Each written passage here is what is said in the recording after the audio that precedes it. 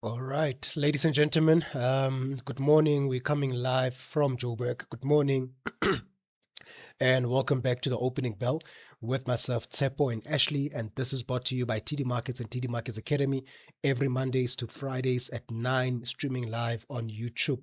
I trust and hope everyone is well this morning. It's a Wednesday, midweek review, midweek market analysis, and the focus for this morning is the crypto.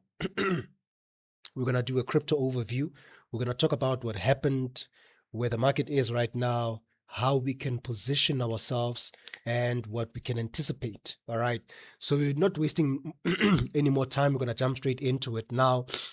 Looking at the fundamentals first. All right. The last time we spoke about crypto, we made mention of the crypto market structure bill, which is commonly known as the Clarity Act, the Digital Asset Market Clarity Act, right? That bill has not been signed into law by the president. Where the bill stands currently is that it has made significant progress, right? The House previously passed its version of the Clarity Act with bipartisan support. In May, the Senate Banking Committee advanced the bill to the full Senate after a committee vote. Now, however, with that being said, it still has to pass the full Senate, be reconciled with any differences between the House and Senate versions, both, or it has to pass both chambers in identical form, and lastly, it has to reach the president's desk for signature, right? So that's a process. That's definitely a process. So the reason why it has not been signed as yet, right? There are main reasons, which is the legislation and political, rather than presidential, uh, opposition, right? Legislation as well as political are the main reasons why it hasn't been signed, right? The Senate process is not complete. Disagreements over stable coins and held products, regulatory jurisdiction disputes, political timing as well. These are just a few reasons why it has not been signed as yet. And you will notice that these reasons are legislative and political rather than presidential opposition. Okay. So so right now, all right now, um, if you look at the price of Bitcoin as well as Ethereum right now, the month of April, the month of April, basically just before we get to May, Bitcoin and Ethereum has been pushing towards the upside, right? One of the reasons behind this main push, this bullish wave, is that the market was pricing in the possibility of the bill being signed. All right. Whenever something big is about to happen in the market, not only crypto, but the market in general, you will see the market reacting to the rumors, right, before that actual event. So then what tends to happen generally, the market tends to price in it it already prices in the possible outcome. So, say for instance, the market was pushing up as a result of the rumor that the bill is going to be signed, all right, around May, end of April, May. So, the market was pushing up because it was pricing in that. So, if the bill was signed, we would have seen an aggressive move towards the upside, but it still has not been signed, right? Therefore, the market has now gone towards the downside. It has pushed towards the downside. So these things do happen where the market prices in something, and then when that actual event happens, then the market will react, as per that event. So so right now, what's been dominating the price of Bitcoin and Ethereum at the moment is institutional money. Institutional money is still the biggest theme. ETF flows have become the market's main driver, main price driver. All right. So, with regards to institutional money being the biggest theme, large asset managers, banks, and funds continue expanding crypto exposure through ETFs, tokenized assets, and custody services. right? In 2026, a lot of analysts have have said that this year is going to be more institutional crypto market, right? The market for this year is going to be driven by institutions rather than retail, all right? And that's exactly what we're seeing right now. What's moving the market right now is institution more than retail. That's what's happening right now. All right.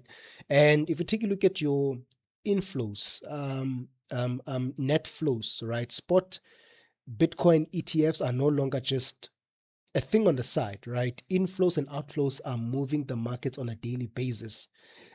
Recent reports show significant withdrawals from Bitcoin ETFs, reducing buying pressure that helped fuel previous rallies.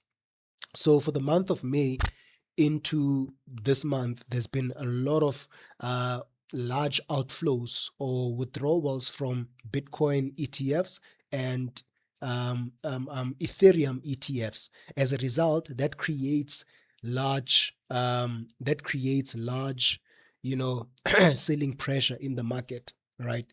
So that is the reason. Fundamentally, that is the reason behind the price of Bitcoin. That is the reason behind the price of Ethereum at the moment. All right. And so looking at the chart right now, right, looking at what the market is doing right now, we're gonna start with Solana. All right. I've got Solana, I've got Ethereum, I've got Bitcoin. All right. So looking at Solana right now, this is basically the structure here. Solana has been trading within the zone. Okay. Which the top of the zone is around 97.53 and the bottom being $67.67, right? This is basically the range. And within this range, there's been some trading opportunities, there's been some cycles, there's been some trade confirmations. But now at the beginning of March, at the beginning of May, we had this large sell off, right, which is roughly 25%. So Ethereum, Solana fell 25%, and as a result, it broke below it broke below 76.47, right, from 97.53 to 76.47, and now it's trading below the zone, right? So obviously momentum is extremely bearish at the moment. Right. So now looking at the current price, how would one position themselves? How would one react to this data?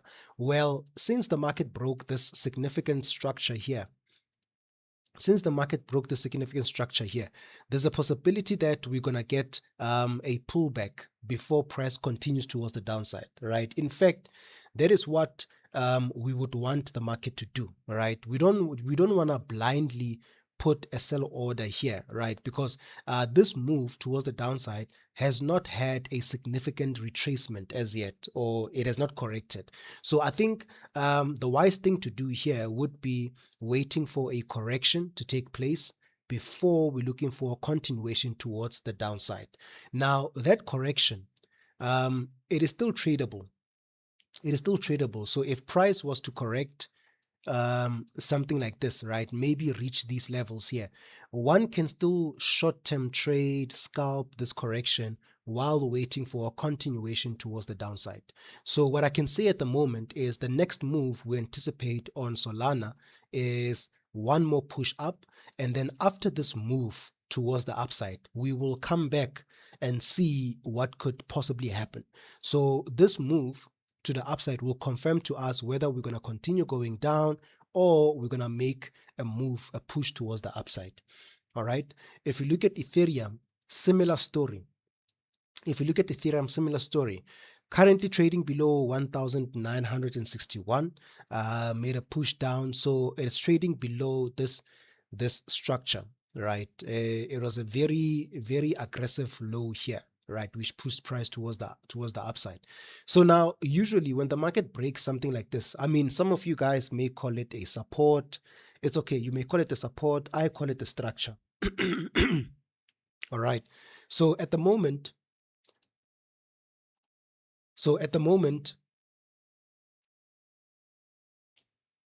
excuse me, guys. So at the moment, um, obviously we can see that price has been a little bit bearish, not a little bit, but it's been extremely bearish. And what we're anticipating before anything here is for price to give us one more push up before we start to look for a continuation down. But we're not going to focus on this continuation down at the moment. We're anticipating the next move anywhere around the zone. We're anticipating the next move to be bullish, right? Whether it's going to be a correction, whether it's going to be an impulse, that it doesn't matter at the moment. It doesn't matter at the moment. So one more push towards the upside, and then we'll come back and talk about this. All right. This move is still tradable short term, right? Scalping is still tradable, and then we'll come back and see if the trend is going to resume towards the downside, right? Similar story to Solana. And if you look at Bitcoin, same thing, right? Same thing. It has tapped the 65,700 mark, breaking below 70,000. It broke below 70,000, went back down to 65,700. So that was a massive push towards the downside.